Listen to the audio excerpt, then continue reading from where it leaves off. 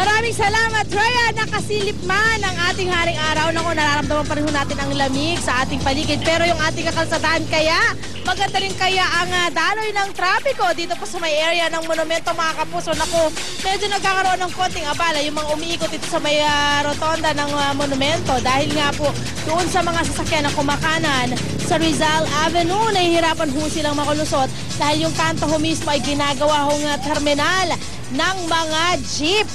Yung mga patungo naman po ng EDSA, may konting pagbagal na rin po, mga kapuso, yung mga patungo ng Cubao area. Ang kaliwang bahagi naman papasok po ng monumento ay tuloy-tuloy naman. Sa kanang bahagi po sa itaas, gamit pa rin po ang ating GMA traffic system. Makikita ho natin ang pagbigat pa rin ng kanang bahagi po ng EDSA Cubao at nakikita ho natin napakabigat na po ng daloy ng trapiko. Sa ibaba naman po niyan ay ang General Santos Avenue. Nagkakaroon rin po ng pagbigat ang magkabilang lane sa mga oras na ito, mga kapuso. Ayan, may coding tayo ngayong araw.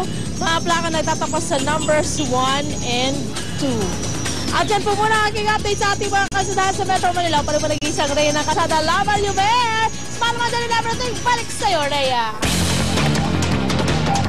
Maraming salamat, love. Para makatanggap ng mga pinakabagong balita via text, type lang ang GMA News Space On at isend sa 4627. At kung may balita, i-report sa GMA News. I-text ang Scoop Space, Message Space ang inyong pangalan at address at ipadala sa 4627. Kasama sina Igan, Arnold, Flavio at Connie Sison. Ako po si Rhea Santos. Ito ang unang balita. Samantala, narito na ang talakayan with Igan.